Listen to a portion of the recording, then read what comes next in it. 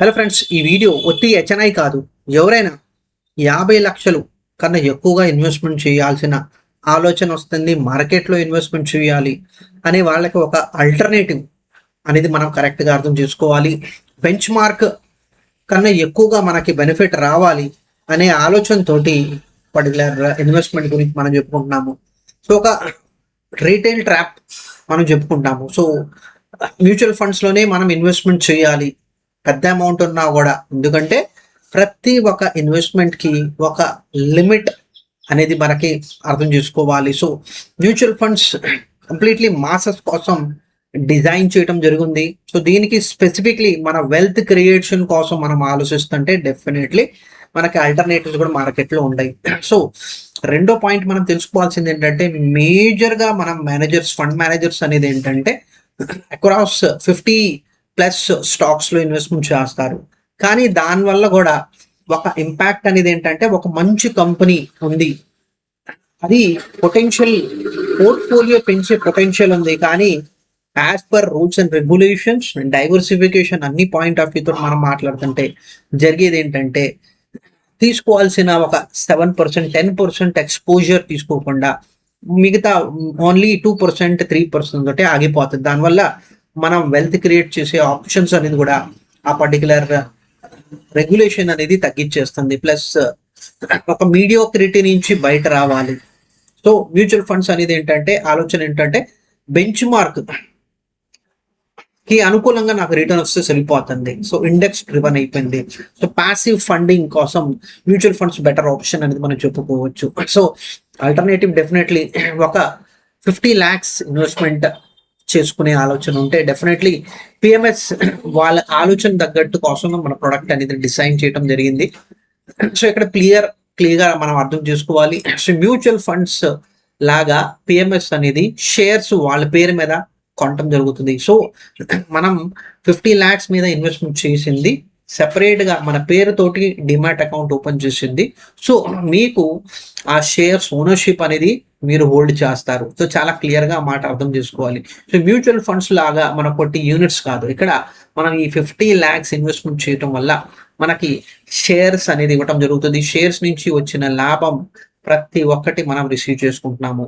So ఇక్కడ tax efficiency point of వ్యూలో మనం మాట్లాడుకుంటుంటే డైరెక్ట్ ఓనర్షిప్ అనేది మన చేతిలో వచ్చింది. సో ట్యాక్స్ ప్లానింగ్ తోటి మనం క్లియర్ గా అర్థం చేసుకోవాలి. So capital gains treatment benefits completely మనం ఓనర్ కింద ఏ విధంగా కంపెనీ ఓనర్స్ కి ట్యాక్స్ బెనిఫిట్ వచ్చింది, అదే విధంగా మనం కూడా ఆ ట్యాక్స్ బెనిఫిట్ అనేది మనం పొందుతాము. సో 50 lakhs కన్నా ఎక్కువ ఇన్వెస్ట్మెంట్ కోసం డెఫినెట్లీ ఆల్టర్నేటివ్ అనేది మనం చెక్ చేసుకోవాలి. సో ఒక ఎడ్జ్ అనేది ఏంటంటే, పిఎంఎస్ ఒక కాన్సన్ట్రేటెడ్ పోర్ట్ఫోలియో ఉంటుంది.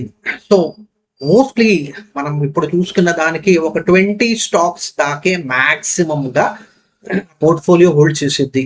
ప్లస్ ప్రతి ఒక్క ఇన్వెస్ట్మెంట్ ఒక ప్రాపర్ స్ట్రాటజీ తోటి వెళ్తాం జరుగుతుంది. ప్లస్ మార్కెట్ నీష్ ప్రొడక్ట్స్ ఉన్న ప్రొడక్ట్ లో కూడా ఇన్వెస్ట్మెంట్ చేసే అవకాశం ఉంటది, ఉండిపోవచ్చు. సో డెఫినెట్లీ డిఫరెంట్ మార్కెట్స్ ఎక్కడ మ్యూచువల్ ఫండ్స్ ఎక్స్పోజర్ తీసుకోలేదు, అలాంటి ఎక్స్పోజర్ అనేది మనకి పిఎంఎస్ లో తీసుకునే అవకాశం యాజ్ పర్ రెగ్యులేషన్స్ మనం చెప్పుకోవచ్చు. సో అక్కడ మనం తీసుకోలేనిది ఇక్కడ మనం తీసుకునే అవకాశం మనకి ఈ ప్రోడక్ట్ అనేది ఇవ్వటం జరుగుతుంది.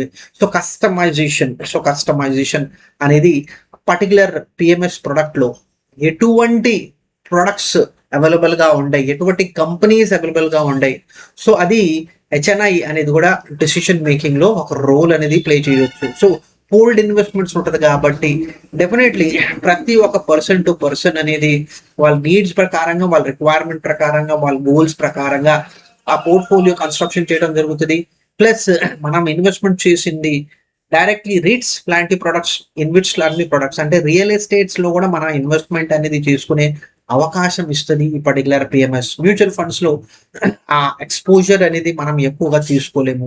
కానీ మీరు రియల్ ఎస్టేట్స్ లో ఇన్వెస్ట్మెంట్ చేయాలనుకుంటున్నారు, కానీ లిక్విడిటీ సమస్య ఉండకూడదు అనుకుంటుంటే పిఎంఎస్ ఒక మంచి ప్రొడక్ట్ మనం చెప్పుకోవచ్చు. ప్లస్ ఒక థీమాటిక్ మ్యాండేట్ బేసిస్ మీద, అంటే ఒక స్పెసిఫిక్ ఆలోచన తోటి ఆ పోర్ట్ఫోలియో అనేది థీమ్ తోటి మీరు ప్రొసీడ్ అవుతారు.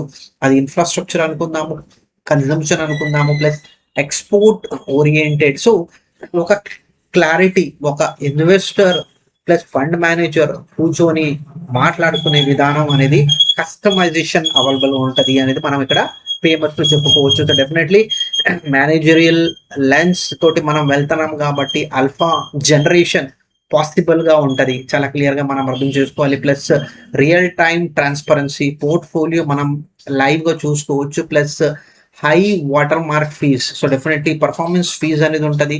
ప్రాఫిట్స్ వస్తేనే మీ అమౌంట్ అనేది మీరు ఒక పర్సంటేజ్ కింద మేనేజర్కి ఇవ్వటం జరుగుతుంది. సో లాస్, మన పోర్ట్ఫోలియో లాస్ లో ఉందనుకోండి, సో అలాంటి సిచ్యువేషన్ లో మనం ఎటువంటి పర్ఫార్మెన్స్ ఫీ ఇవ్వాల్సిన అవసరం లేదు. దీనికి ఒక చిన్న ఉదాహరణ కింద నేను మీకు చెప్తాను. మనం మొదలు పెట్టాము 50 లక్షలు, 50 లక్షలు పెరిగి 65 లక్షలు అయింది. సో మనం ఇప్పుడు పర్ఫార్మెన్స్ ఫీజు ఇస్తాము. ఈ 65 లక్షలు తగ్గి 60 లక్షల కింద వెళ్ళిపోయింది అనుకోండి, ఈ 60 లక్షలు మీద ఎటువంటి మనం పర్ఫార్మెన్స్ ఫీజు చేయాల్సిన, ఎందుకంటే పోయిన పర్ఫార్మెన్స్ కన్నా చాలా తక్కువ ఉంది. సో మన పర్ఫార్మెన్స్ ఫీజు ఎప్పుడు మనం ఇవ్వాలి అంటే 65 lakhs. సో మన ఇది ఒక బెంచ్ మార్క్. దీనికన్నా పైన వెళ్తేనే మనకి పర్ఫార్మెన్స్ ఫీ ఇవ్వాల్సిన అవసరం ఉంటుంది.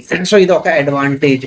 సో దీనివల్ల మేనేజర్స్ కూడా చాలా చాలా అగ్రెసివ్ గా, చాలా ప్రాపర్ గా మార్కెట్ ని కరెక్ట్ గా అనుకుని చేసుకొని, ఎందుకంటే వాళ్ళు కూడా పర్ఫార్మెన్స్ ఫీజ్ రావాలి అనే ఆలోచనతో వాళ్ళు కూడా ప్రొసీడ్ అవుతారు. చాలా క్లియర్, ఈ విషయం అర్థం చేసుకోవాలి.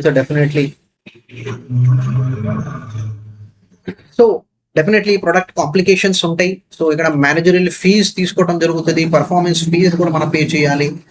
3 years కన్నా ముందు మనం తీయాలన్నా కూడా మనకి ఎగ్జిట్ లోడ్ అనేది ఇవ్వడం జరుగుతుంది. ప్లస్ ట్రాన్సాక్షన్ ఫీజు డెఫినెట్లీ కొద్దిగా ఎక్స్పెన్సివ్ సైడ్ లో మనం అనుకుంటాము, బట్ డెఫినెట్లీ ఆల్ఫా అనేది కూడా మనం ఎక్స్పెక్ట్ చేసుకోవచ్చు. సో మ్యూచువల్ ఫండ్స్ కన్నా ఒక 3 to 5% ఎక్కువగా ఆర్ మోర్ దాన్ దాట్ మనం ఎక్స్పెక్ట్ చేసుకుంటుంటే డెఫినెట్లీ పిఎంఎస్ ఒక మంచి అవకాశం మనకి ఇచ్చింది. ఎందుకంటే దీని వెనకాల డెడికేటెడ్ రీసెర్చ్ వర్క్ జరుగుతుంది.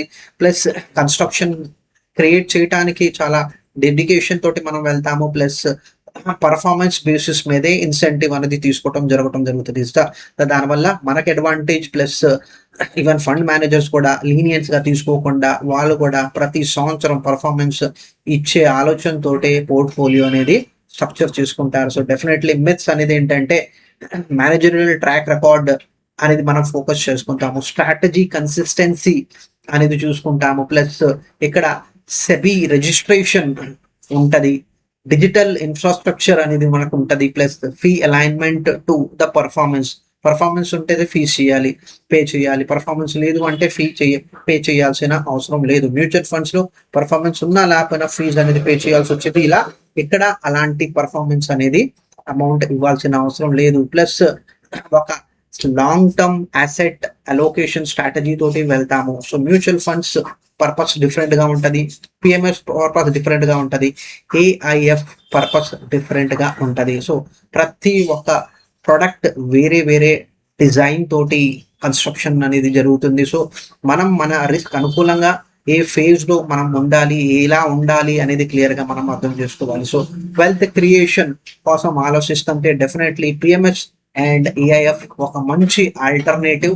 మ్యూచువల్ ఫండ్ కన్నా better returns with better alpha generation కోసం మనకి పాసిబిలిటీ అనేది మనకి ఈ పర్టికులర్ ప్రొడక్ట్ ఇచ్చింది. సో డెఫినెట్లీ ఇందాక మనం చెప్పుకున్నట్టు మన పోర్ట్ఫోలియో మన కంట్రోల్ తోటి ఉంటుంది. పోర్ట్ఫోలియో డిసిషన్ మేకింగ్ లో మనం కూడా ఒక భాగం అనేది ప్లే చేసుకుంటాము. సో దాంట్లో పిఎంఎస్ లో డిఫరెంట్ వెరైటీస్ ఉంటాయి. ఆ వెరైటీస్ కావాలంటే డెఫినెట్లీ కమెంట్స్ లో పెట్టండి, నేను మీకు వివరంగా ఆ విషయం అనేది నేను మీకు చెప్తాను. బట్ ఇక్కడ ప్రొడక్ట్ డిజైనింగ్ లో, ట్రాన్స్పరెన్సీలో, plus conversation with the PMS managers ప్రతిదీ చాలా చాలా క్లియర్ గా మనకి అవైలబుల్ గా ఉంటది యాజ్ అ పిఎంఎస్ ఇన్వెస్టర్.